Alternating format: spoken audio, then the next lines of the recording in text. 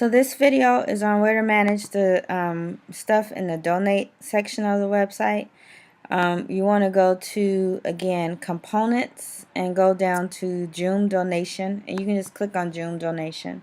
And when you go to Joom donation, it'll open up that section of the back end of the website where you have configuration, campaigns management, fields management, donors management, some of this CSV export. CSV export is if there were information, and there's actually no information in here. If there was information in here where someone had made a donation, you would be able to export that information into a CSV format where you can then bring it into like QuickBooks or Quicken or whatever. If you go to donors management, again, there's no donors in here because there's no donations.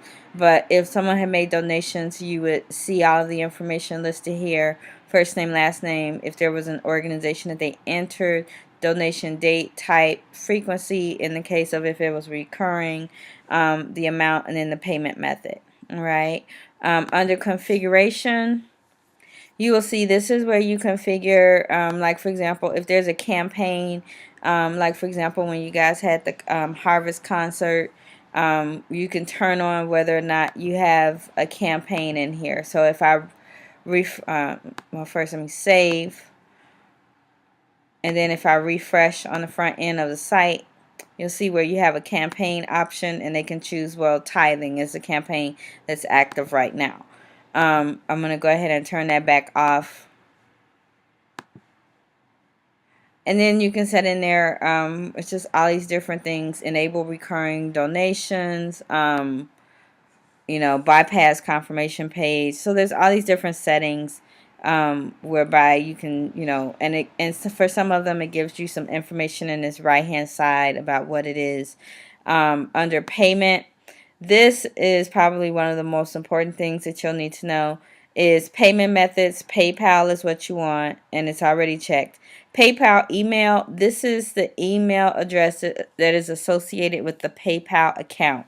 So in this particular case, at the time we set this up, the PayPal account was associated with Angela's email address. If that's different, then you want to put that in there.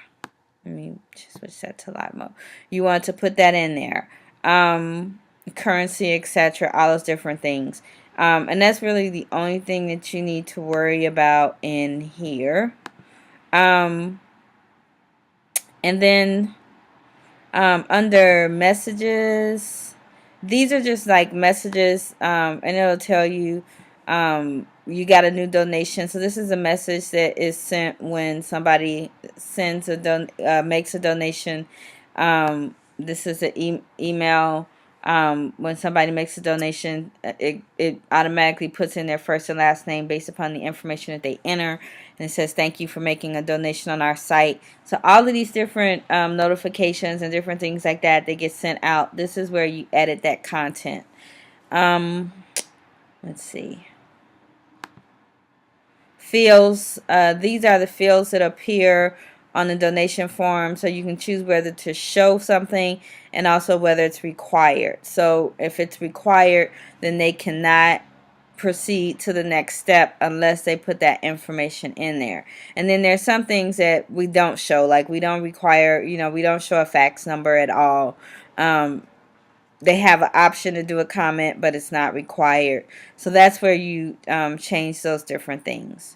Campaigns management, like we talked about, the harvest benefit is in there, but it's not published, which is indicated by this red circle with the X. The tithing, it is published, and so that's why if we had the campaign feature turned on, it would appear.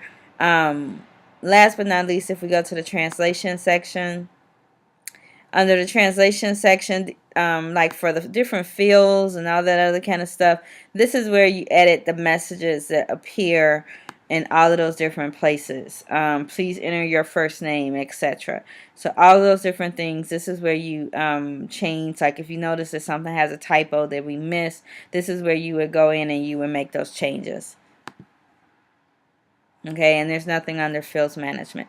So that is the basis of what you need to know about using the donation module, or I should say component on the website.